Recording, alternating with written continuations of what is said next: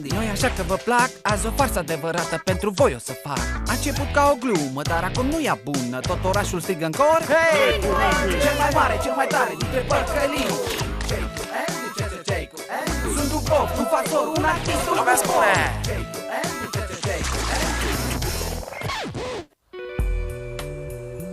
Venea din East Gackel.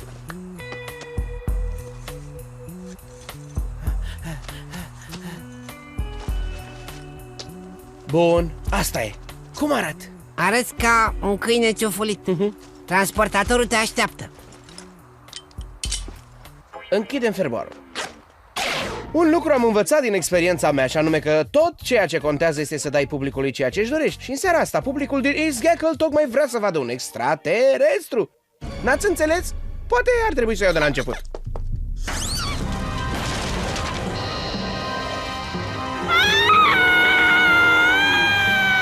Monștrii de pe Marte se vor întoarce după o pauză publicitară. Un ceainic lipit de o plită? Și ei numesc asta farfurie zburătoare? Păi l-au numit un transportator marțian interstelar. Mă rog, ce efecte proaste! Noi ne-am descurcat mult mai bine.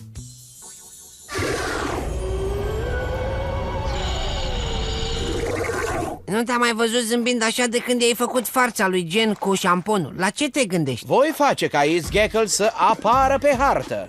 Cu extraterestri? Mi-ai citit gândurile, prietene? Vom pune la cale cea mai faimoasă apariție extraterestră din țară. Ba nu, din lume! Aha! Totul este scanat și încărcat.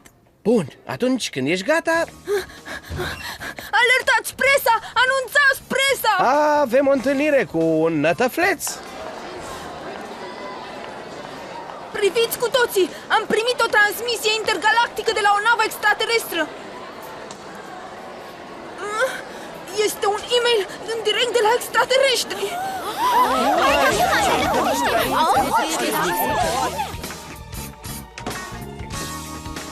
Hei, nu mai fi așa, nătăfleț Bonwick! Amprentele alea albastre sunt total... Reale! Este un plan pentru distrugerea pământului. Păcat că voi doi tântălăilor nu veți fi aici ca să vedeți asta.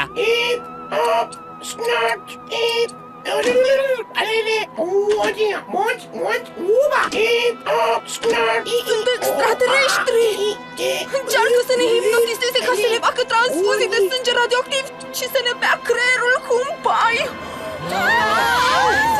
Terminați cu luminile astea! Cine se află în spatele acestei șmecherii? Unde e Andy? Chiar aici, domnule? Farsele tale sunt din ce în ce mai proaste, Andy. Încă o prostie ca asta și îți câștigi pedeapsa pe toată lumea. Ai înțeles ce am zis? Perfect, dar sunt nevinovat. Am fost în container tot acest timp. Chiar vrei să crezi așa ceva din partea cuiva care a pus laxativ în tonomatul de cafea al școlii? Ați crede dacă ați gustat carnea? Va trebui să-l credem de data asta. Hârtia o dovedește. Este posibil să mai existe alte forme de viață în univers. Mi se pare că domnul Hodgkins cere să-i fie făcută o mega farsă. Jos!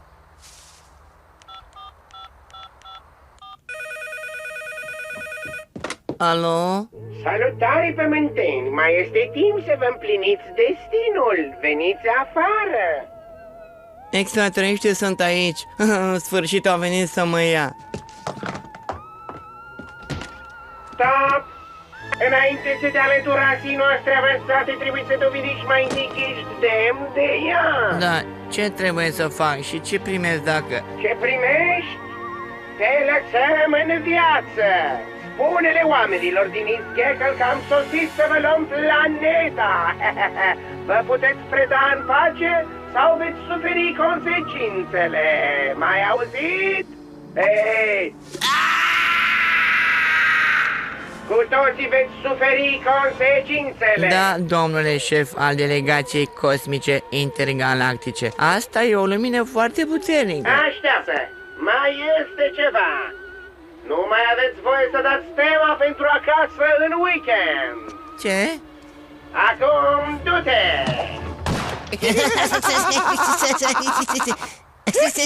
Asta a fost una clasică, un teatru de premiant. Ce mai urmează acum? Hai să mergem să vedem dacă surorii mele îi plac ouăle verzi, galactice și șuncă.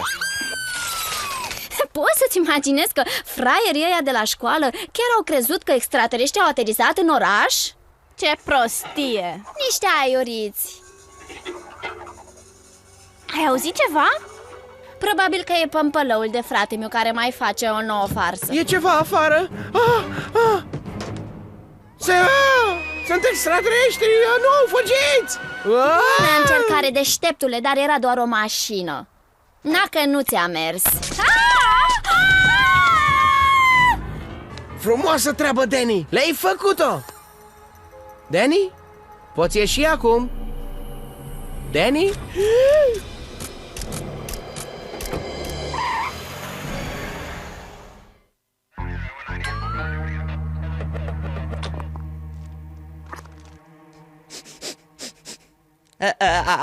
Asta miroase a farsă. Și chiar acum cred că te-am prins, Andy, băiatule. De ce totdeauna lumea mă suspectează pe mine? Ce-am făcut eu? Uite că am întrebat asta. Ideea e că am un alibi. Eram în casă când s-a întâmplat asta. Nu-ți face griji, Andy? Dacă am învățat ceva la seminarul Copiii mincinoși și mamele care îi iubesc, este că adevărul va ieși la iveală. Grozav, mamă. Dar în timp ce eu sunt acuzat aici, adevărul e undeva afară. Ei bine, adevărul este că vom căuta adevărul și vom găsi adevărul, pe cuvântul meu. Chiar dacă asta ne va aduce înapoi la tine, Andy. Și după cât îl cunosc pe fratele meu, așa va fi. Nu-ți face griji, fiule. Mama ta și cu mine te credem. Și chiar dacă n-ar fi așa, nu ți-am spune. Mersi, tată. Ce s-a întâmplat cu tine aseară? Îmi pare rău, am dat o bană. Am văzut o mașină care venea și am abandonat misiunea. Ai adus lucrurile de pe listă? Tu ce crezi? Să vedem. Vopsea fluorescentă, lopeți, pensule și niște noroi pe care l-am găsit la un parc de construcții. Oh, da, noroi. Întotdeauna favoritul doamnelor. Îmi place munca mea.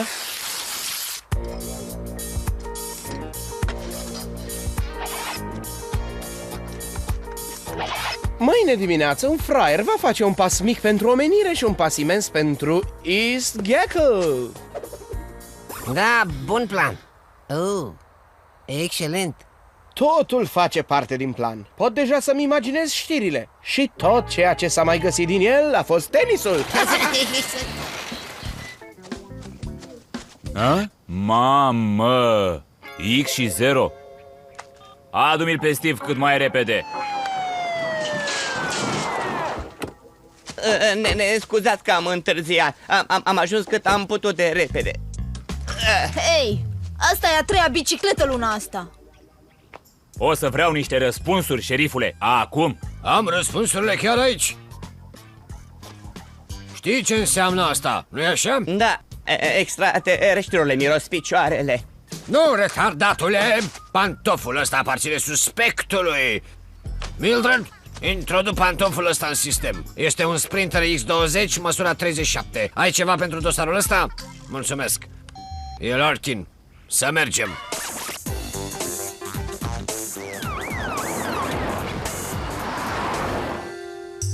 Deschide, Andy, ești prins. Știu că tu ai făcut asta. Bine că sunteți aici. Repede, intrați.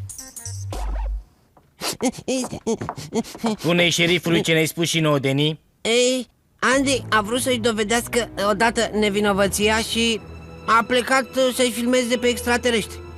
Dar pentru că nu s-a întors, am plecat în căutarea lui și am găsit asta. Uite.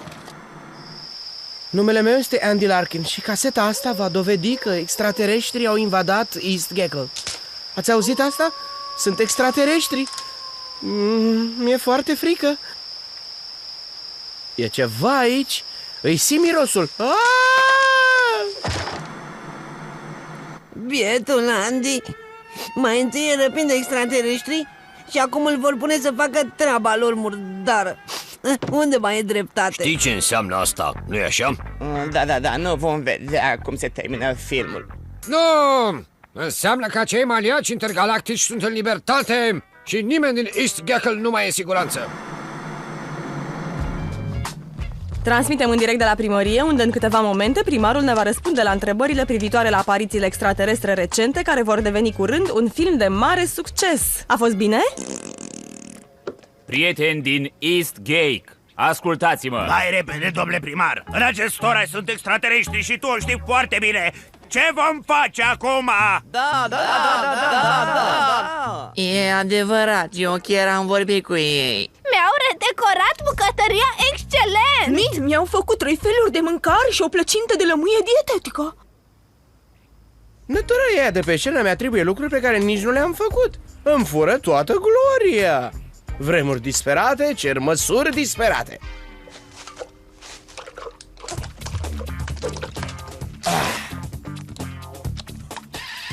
Acest noroi dezgustător va face din mine o legendă vie. Liniștiți-vă, oameni. Până vom găsi corpul lui Andy, vom... Corpul cui? Pe Andy am vrut să spun. Nu avem nici o dovadă. Aveți acum. Pentru că eu, Andy Larkin, am fost răpit de extraterestri. Și după ce au terminat de jucat X și 0 pe pieptul meu, mi-au dat drumul, mi-au promis că data viitoare nu mă va gâdi la așa tare. Cam asta a fost. X și 0? De ce? Cum arăta nava pe dinăuntru? Era decorat în stil Feng Shui, cu multe culori pastelate. Dar cum rămâne cu planurile lor de distrugere a pământului? Dacă tot ați adus aminte de asta... N-ați înțeles nimic. Totul e o înscenare. Cetățeni din East Mackerel. Ce nu știi? Mă rog. Eu sunt agentul Sculdi și el este agentul Mulder. Nu sunt extraterestri aici. Sfatul meu este să uitați că s-ar fi întâmplat ceva și să mergeți acasă. Eu spun că nu aveți dreptate. I-am văzut pe extraterestri cu ochii mei și nimeni nu poate dovedi că nu a fost așa. Noi nu trebuie să dovedim nimic. Tu trebuie. Da.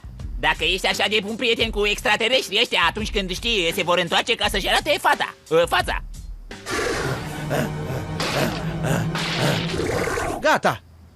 Extraterestrii vor veni sâmbătă seara la 7:30 fix la turnul Gnome. Este adevărat că ai fost supus la teste? Nu, dar mi-au făcut un masaj. Poți confirma vestea că nu purtai lenjerie curată? Nu comentez. Bine, oameni buni, lăsați-i să respire. Veți avea timp de interviuri și poze mai târziu. Asta trebuie să fie cea mai bună scamatoria mea. Când voi termina, toată lumea va ști de numele... Andy Larkin, vrem să discutăm cu tine. Este vorba de cărțile alea de la librărie pe care nu le-am adus înapoi. Dacă e asta, pot să vă explic. Cum ai scăpat de agenții ăia? Le-am spus că Shane McMartin făcea vânzări la negru la magazinul său de casete, înțelegi? Nu-mi spune, e momentul pentru operațiunea Invadarea? Dar ne trebuie un extraterestru adevărat. Se află chiar în fața ta. Ce mai pui acum la cale, mocofanule? Nimic, doar când fac tema la astronomie. Sper că nu plănuiești nicio prostie pentru sâmbătă seara, nu? Eu? No, nu sunt eu genul ăla, dragă. Bună, băieți! La! Lori? Ce surpriză! Știi, Andy, te-am văzut la întrunirea orașului și vreau să spun că te consider foarte curajos. Wow, ce deznodământ neașteptat! Te rog, continuă. Ei bine, dacă nu ești preocupat, poate mergem împreună la invazia extraterestră de sâmbătă.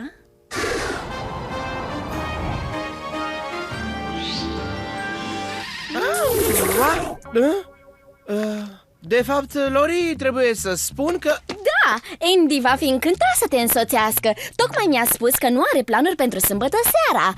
Nu-i așa, Andy? Da, așa e. Sigur nu ești ocupat cu vreo farsă stupidă? Farsă, ba da. Stupidă? Niciodată. Nu, bineînțeles că nu. Te iau pe la 7. Pa! Ascultă, nu știu ce puneai la cale, dar acum îți va fi și mai greu. Distracție plăcută la întâlnire. Cum o să fim două locuri în același timp? Nu știu, Danny, dar știu pe cineva care va face asta. Hei, băieți! Ia priviți aici. Meserie, nu? Foarte! Poți să te întreb ceva, Maș? Sigur, frate. Să zicem că ai avea întâlnire cu o tipă drăguță, dar ar trebui ca în acel moment să fii în altă parte. Tu ce-ai face? Ți-ai dat întâlnire cu două tipi în același timp? Ești tare. Păi da, dar... Păi e cam așa. Poți să faci 2 pizza în același timp, dar mai bine pui una la făcut înainte, ca să ai timp să ai grijă de amândouă. Înțelegi?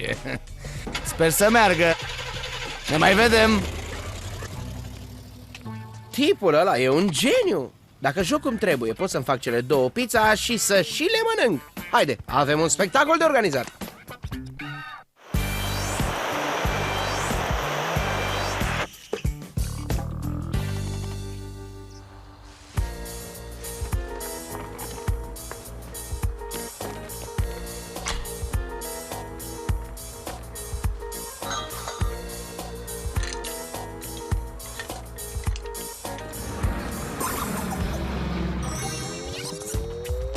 Eu zic să-i facem pe extraterestri să fugă. Sau chiar mai rău, să știi.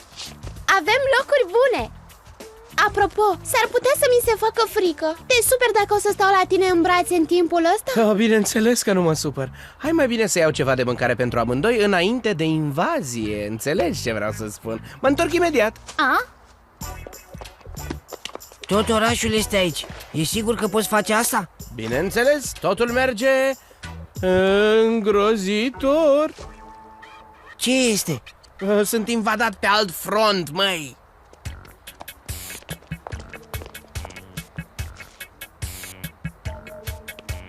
Wow, față de pizza. Se pare că ai uitat să te speli pe față de crema de coșuri. Machiajul meu.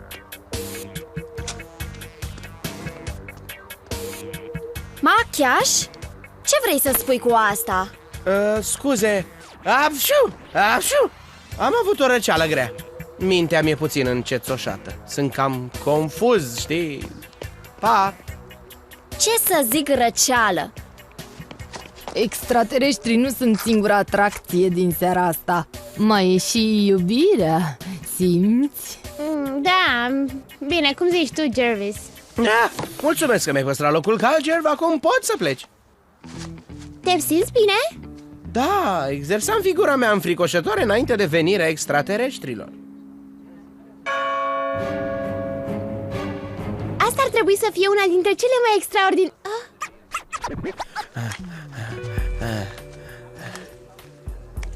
Gata, acum e momentul. Cum arăt? Ca un cățel ciufulit. Transportatorul te așteaptă.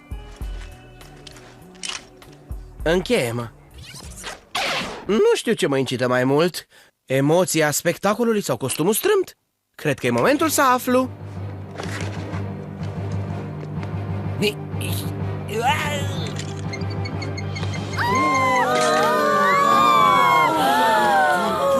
Vai, suntem invadați chiar în fața ochilor noștri. Wow! Îmi mănâncă din palmă. Așa, Danny, sunt gata să mă înalți. Danny? Spectacolul s-a terminat, cap de tinichea. O să le arăt tuturor ce excroc ești.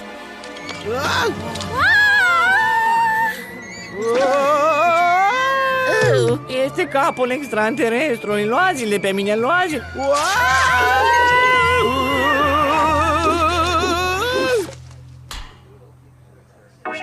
Hei, nu e un marțian! E Andy! Andy Larkin!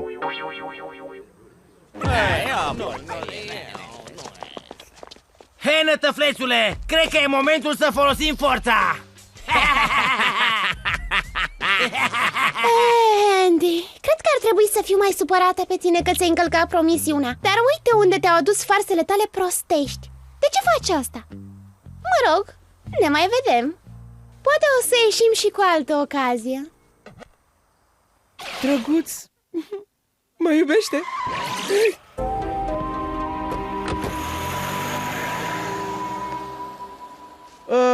Puțin ajutor, vă rog?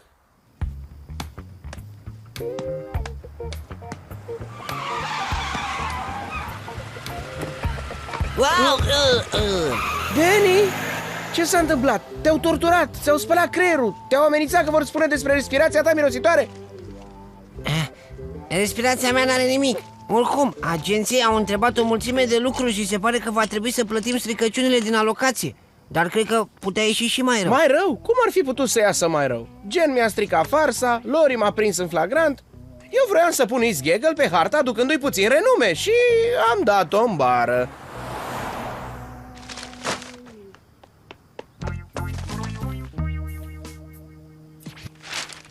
Stai puțin. Ia uite aici. Iete, înșelătoria cu extraterestri din East Gaggle.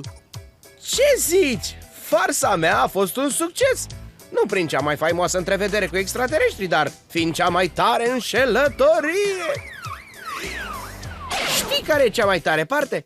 Dacă Lori mă crede amuzant, stai să vezi când va citi asta.